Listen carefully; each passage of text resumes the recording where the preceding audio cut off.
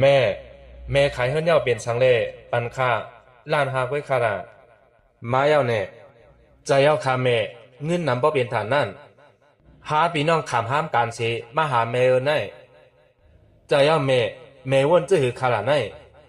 แม่ขายตีหลินแม่ขายเฮือนกว่าเลย250,000นั่นก็ใจอยู่นะก้อยกะแม่ก็เตปันเมื่อเลย100,000ก้อยเงินในเป็นเงินแม่เคยปันเพอปันมันกับกายกันตั้งลูกเขารู้แม่ลัดมาจังไหนคาว่าฮือล่ะไนแม่ได้เป็นแม่ข้าได้เป็นลูกแม่เต้ๆอ้อเงินแม่นั่นสังก็ถูกรีปันลูกนำสิได้อีกหนึ่งลูกอยู่เนเวงอีสังก็เลยซื้อกินกาเย่าก็ดูเล่งลูกค้าแทนก่อนเป็นสังแลลูกล่อผ้าใหญ่ว่าเป็นด่านได้ล่ะลูกย้อนกาหือก็แม่ตีไรปันเมื่อกันนั่นไหนฮะแม่อ่ำใจว่าลูกแค่วางแม่นะแม่เท่าโบดันได้เย้าเงินจะนั้นแม่ได้เอาไว้ให้สังเมื่อเกิดลำป้ามาตายกว่าความป้ามือแม่ดีซิมไม่ให้สังละ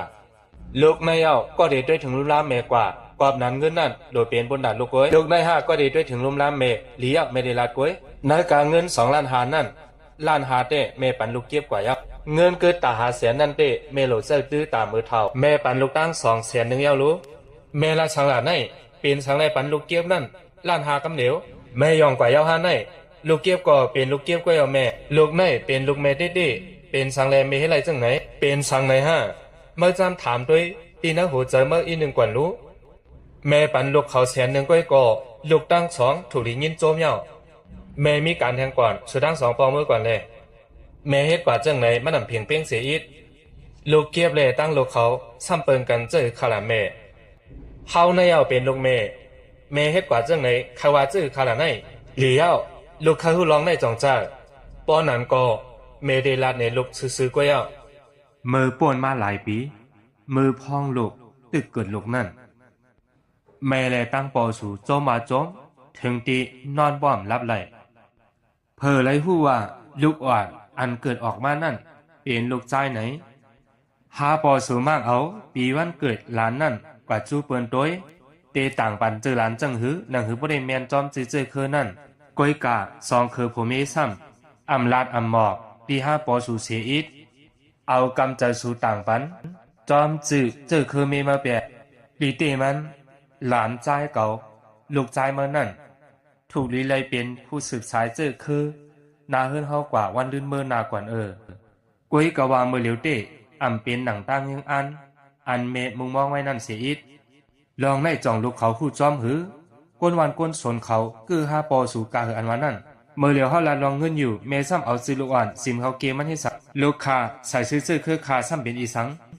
เฮิรนคาก็ตอนนั้นโลเอาลูกใต้คาสืบสายซื้อคือเหมือนกันเมื่ออันตั้งรัดกันดีเย้ารู้หลีจีลานเก่าใส่จอมสายซื้อคือสูเตรียมเปลี่ยนแรงลายขึ้นเย้าจ่องใจหลีเย้าหนาป้อนั้นสูซ้ำป้อมีสายสืบซื้อคือมือนากว่าเย้ารู้เงินในก็เปลี่ยนเงินเก่าอองหลินในก็เปลี่ยนปู่หมอนนายาเฮาตามปันไว้ปอซึ่งนั้นก็มานำกับกายกันสังตั้งเจอคือสูสีอีเดียวรู้ไล่ข้างในก็ถูกหลีเปียงปอเย้าอย่าเป็นมุงมองคาไลสังแทงแม่ลาดมาจังไหนอำป้นหรือหนาค่ะลูกอ่อนเตต่างจื้อคือเผาก็มันเป็นร้านแม่กล้วยใจค่ะเงินกาขายเฮิรนนั่นถูกลีไลปันเฮาอยู่กล้วยเตไลปันสูในสังซื้อว่าเก่าหันถึงล้วนสูงนั่นเป็นร้านเก่าป้อไหนเด้ปีหนึ่งกล้วยก็เก่าเตียมปันสูหลายปีป่นว่านั่นสูดัง2เฮ็ดสังตีเนื้อ5ปอสูนั้นก็สูเฮ็ดเกียงลืมกว่าเย้าแม่ดีมาลัดจังไหนก็ไรค่ะนะลูกอ่อนในสมาต่างจอมซื่อคือเฮาก็มันไหนก็เป็นเนื้อเลือดจื้อคือเฮาเหมือนกันอยู่ก้อยเงินกาขายเฮิรนนั่นแม่เอากว่าปันลูกเก็บนั่นตั้งน้ำแม่เฮ็ดจื้อหัวหลานในซ้ำปันลูกเต้อีกหนึ่งก้อยเป็นสังแลเก่าปันลูกเก็บหลีเฮาวันเมื่อในเก่าได้ลาดเนสูเฮาบ่ป้องใจกูลองก้อยลองอันแม่ปันกว่านั้นเมื่อป่นมา4-5ปีนั่นพอมาเป็นตั้งเป็นนักหนาเตไลว่าเป็นกินแห้งติ5ปอสูในเปลี่ยนกวนอยู่ตินวันนอกโคกของเงินคำก่อมีไว้อีสังเก่ากว่าหากูเงินตั้งห้องตั้งจ้านในก่อตาเตยศยาปอมานั่นมันนำไปกลุ่มเลยเสียอีกยามนั่นเก่าสืบพงสีห้องไห้ย้อนตั้งใจแถมเมื่อตาได้มีกายศยาตั้งเป็นปอมานั่นแม่ในก่อยามย้อนมาเยารู้ก กวยกามารู้จ่องยามจอยแถมกายุทธยาปอสู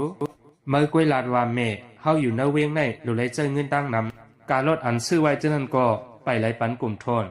กาขาดเฮิรนก็อำไปไหลปันไม่ยามจอยแถมอีสังเมละลองในเมื่อจำลาดนี่มารู้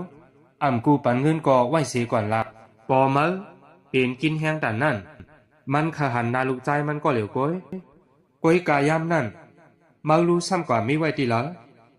เมื่อก็เล็กๆข้าปอสูในกวยคำกินผักกาดเกียงผักกาดจอกวย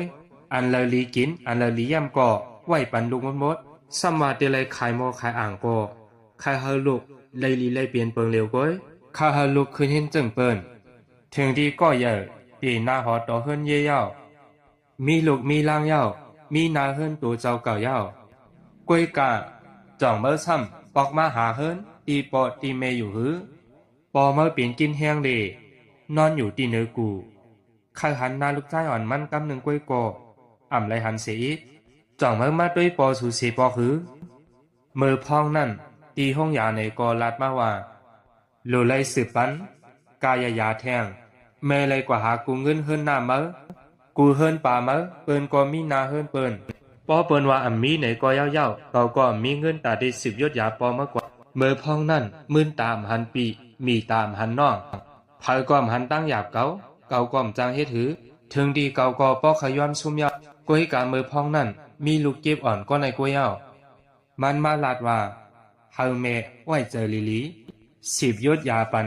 ปอลุงกว่าเฮาว่าจึงแค่มันก็อำวนนำคำเจอสังสีเอาเงินอันมันเก็บไว้ตั้งหึงตั้งฮีนั่นเอามาปันแม่ตอนตาเตกว่ายุทธยาปันปอเมื่อไว้นั่นตีห้องยาก็ขึ้นลาดมาว่าปอเมื่ออำไรเย้าตั้งเปลี่ยนปอเมื่อเปลี่ยนนักนานามอยาเขาลาดว่าเขาก็คัดเจอถึงตีเย้าลูกเก็บก็ลาดว่าเขาก็คัดเจอยุทธยาปันถึงตีเย้ามีลองตาเดนยังเจอสังเทียงเย้าปอเมื่อไหนก็จังเลยเสียงกลางสุดหมุนกว่าแปะไว้ปอเมื่อเสียงกว่าเย้าแม่ก็เท่ามากูวันมีแม่ก็เหลียวก้อยตี10 อยู่กว่าที่นักเฮิรนไหนก็มีตั้งชื่อเจอเสียลูกเก็บในนาการมันไหนก็จำตั้งในปอมันปอกการมาเมื่อแล้วก็ซื้อมาปันของกินซื้อมาปันอันปุ่นอันนั้นมันใกล้มาเสียเว้อุบกุมแม่ตาเสมีมันในกวยเย้าอันใกล้มาเป็นก่อเก่าอันใกล้มาลาดต่อเก่าอยู่ตาเสเมื่อเป็นลูกใจเก่าเต้ยามนั้นเมื่อรู้ซ้ำกว่ามีไว้ตีหลามันใจในจะลุกเกิดออกร้องเก่าเต้กวยกาไว้สีปอเมื่อเสียงกว่าเย้าปางซ้อมปอเมื่อไหนก็เป็นลูกเก็บก็ในเย้าก็อ่อนคับขึงจ่องเมื่อหูหือไว้สีปอเมื่อเสียงกามสุดมุนกว่าเย้าเมื่อสั่งไกวปอกมาเฮิรนกวยกามาอยู่สีขึ้นหนึ่งเมื่อพวกกลางในเมืองแรงก็ฮอรถสีออกมือขึ้นลูกเป้าเก่าก็ในแค้นทนตัวหนังหน้าตากวยก็มันหนีให้ปอหันสีปอว่าเป็นปางมาสากกูเกียนกูเป็นจึงนั้นจึงไหนปอนั้นลูกเก็บรู้หันมันกูเกียนอีสังต่อปางซ่อมปอเมื่อไว้ลูกใจเก็บในเย้าอ่อนเฮ็ดกูจื้อกูลองตั้งหมดตั้งสิลูกใจเมื่อกำด้วยมาโหใจเมื่อสีว่นด้วยลีกว่านู้อันแม่รับในจ่องใจเจ้งในเป็นอันลูกล่างถุงลีเฮ็ดอยู่ฮะงอมด้วยมาโหใจสีว่นด้วยลีกว่านู้วันเมื่อในสังเจว่าเจอเงินกาขายเฮิรนใน2 เคยเตมาทุกสีลาดต่อเก่าตีในอยู่ฮะแม่มือพ่องปอเฮาเปลี่ยนกินนั่นก็นาเฮิรนคาก็ละหยาบเหมือนกันอยู่ค่ะอยู่เนเวียงอีสังก็หลเอาเงินซื้อเอากูจื้อกูลองปลายโหลเลี้ยงดูล่างแทงกว่าปอยาวมือพ่องนั่นปอออกนายคาก็เปลี่ยนตั้งเป็นเหมือนกันเฮาก็เป็นลูกโดยใจใจแถมตั้ง2 ผักจะข้ามแม่เงินก็มีน้ำมือเฮาซ้ำติจังให้ถือลองอันเป็นป่นก็ปล่อยให้มันเป็นป่นกว่าคาราแม่เมื่อป่นมาห่อมเฮ็ดหลีเมื่อเหลียวห่อมมาเฮ็ดหลีต่อแม่เย้ารู้เงินในแม่โหลขึ้นเมียงเบอเปลี่ยนสังแลกว่าปันลูกเก็บนำเป็นอันนั้นลูกเก็บก็มันเฮ็ดแกงเป็นก้นหลีก้อยมันเต็มหลีต่อ1 เมนังเก่าซบ2 เคยไว้รู้ลูกปองไว้ยาวฮาลูกใจเอาคาแม่เมื่อพวกคาเดเลยกว่าเหตุการณ์ติดไกลค่ะอ๋อปีใจเลยปีโลก็มารู้ในมาหึงเย้าแน่เมื่อปออันตั้งคำมาตีเฮิรนแม่ยินแม่ว่ามีสับยาน้ำคาซื้อมาปันเขานะเสียงเงินลูกก้อยต่างปออย่าไปซื้อมาปันแม่ก็แล้วนะมือกอมอยู่เฮิรนเมื่อเฮ็ดบ่ดันเป็นลูกเตี้ยๆเย้าโดยตั้งเฮ็ดเมื่อไหนกว่ารู้ เมื่อเป็นลูกเต้ๆห้าอ่ำนั้นเกาเป็นลูกเต้ๆแม่เมื่อกวยมงมองคาไรเงินตีเมเฮาเล่มาด้วยถึงลุ่มล้าแม่เฮากวยจองเจ้าเฮ็ดแกงเป็นก้นหลีซื้ออันนั้นอันนั้นมาเมื่อในเป็นก้นหลีปลอมกวยอ่ำวนแมนเสียอิดด้วยหน้าตาเต้ซื่อๆโยๆอ่ำวนว่าเมื่อที่เป็นก้นจังไหนซื้อโคของตอนอันนั้นอันไหนสิมาเกี่ยวกินเงินแม่เฮากะกวยก็เปิ้นไหนรู้แม่เฮาจังเอาเงินล้านห้าปันเมื่อกว่าเซ็งๆอึดซบสูดดังสองไว้รู้สู่เคยฮู้ว่าเป็นสังเลเกาเงินล้านห้าปันมันจ่องเจอในล้านห้านั้นอัตรา200,000มันใจปันเกากูไว้เจมอันตังตอนตาเตยศยาปอมาจ่องมาพูดแห่เกาปันตัวเงินมัน200,000เกาปันขี้มันแทง200,000ข้างในหนึ่งมันนำอยู่เนี่ยเงินนั่นลองอย่างห้าอาสาฟอมันนั่นลองอย่างเมื่อหลัดนี่มารู้เย้าก็เงินอันเพื่อเหลือเจนันเต้เป็นเก่าเป้งป้อใจเสเลปันมันกว่าก้อยสวมโลมาลาจอมสังตีเนอเกกางมันเสียอิดเป็นเก่าจอยแถมมันกว่าก้อยมันในซ้ำวันใจลูกเก่าเต้ก็มันมีสังก็มันมาตอนมาปันตาเสเป็นป้อยเป็นล่ามอีสังก็มีมันในเย้าก็มาปันแห้งเลมาจอยแถมเก่าอยู่ดาเสซ้ำว่าก็เลยโทษตั้งหยาบผึดเจ้าหืออ่ำว่ามันในเย้าอ่านมาจอยแถมเก่ากูลองมันใจในสมาอ่ำใจลูกเก่าเชต้ามันในเย้าอันจอยแถมเก่ามาอยู่ตาเส